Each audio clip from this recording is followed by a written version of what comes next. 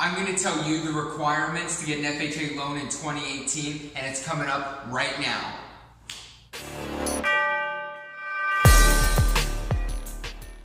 Hello and welcome. If this is your first time on my channel, my name is Matthew Tortorelli, and I'm a mortgage loan officer in California, Arizona, and Texas. And if you like great content like this, consider subscribing. Now, let's get into it. So, you are looking to buy a house and you heard about all the fantastic opportunities that await you with FHA, and you want to know a little bit more about it. So let's get into it, okay? First off, I'd like to take a minute and I'd like to look at the main competitor to FHA, which would be conventional, and I'd like to just go over a couple of points that'll help us understand the pros and the cons with FHA even more, okay? So, the first thing I want to talk about with conventional is your mortgage insurance will drop off all on its own without you needing to go through any type of refinance with conventional if you put less than 20% down. With FHA, you will have to go through a refinance to remove the mortgage insurance because it never goes away on its own. Okay? So that's the first point I want you to know about FHA versus conventional. Next thing. The interest rate, assuming you have a 740 plus FICO score, is very competitive with FHA. You're talking very similar. They're assuming you have great credit on the conventional side. Now, let's intro FHA real quick, okay? So now that we have a basic understanding of why or why not someone would want to go conventional over FHA for their home loan, let's go over some of the parts of FHA that make it one of the best, most affordable, easy accessible loans here in the United States, okay? First off, higher debt to income ceiling.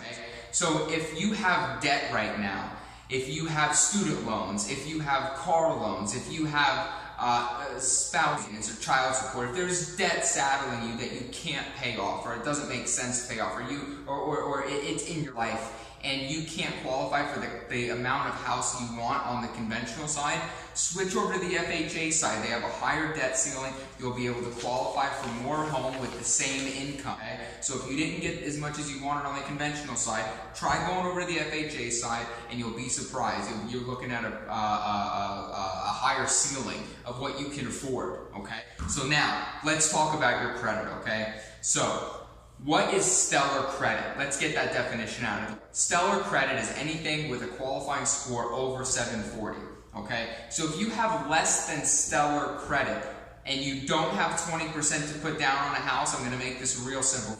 You should probably be going FHA, okay? You probably should not be going conventional if you have under a 700 credit score. And really, you're going to start losing ground as soon as you go under 720, you're going to start losing ground to FHA, but a lot of people would just feel safer conventional. So I say if you really are hell-bent on going conventional, as long as you have at least a 700 FICO, then it's going to make sense for you. But if you're under that 700 mark and it doesn't make sense for you to wait any longer to get in your house, don't be afraid to go FHA. You'll be in that loan for as long as you need to be until your credit gets better, and then we can refinance you conventional, okay? So that's always an option down the line, but don't lose out on that house that you want today just because you don't feel comfortable going FHA. FHA is not a bad loan. It's just the mortgage insurance never drops off, and it's gotten a bad rap for that.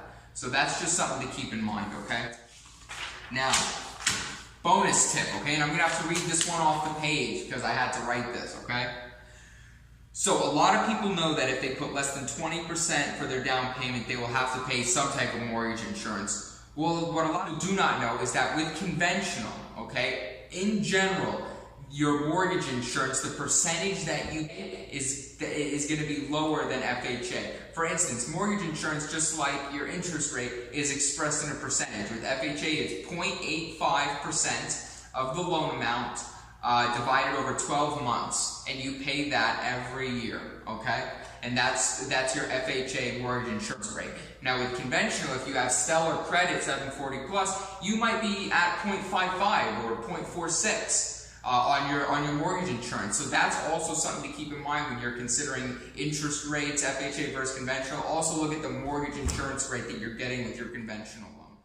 Thank you so much everyone for watching. Please make sure you smash that like button and leave a comment below. I will be there to continue the conversation. And if you like this content, please make sure to subscribe and follow me on social media. That's Instagram @TheMortgageDon and Facebook as Matthew Tortorelli, Loan Officer. Thank you again and have a great one, everyone.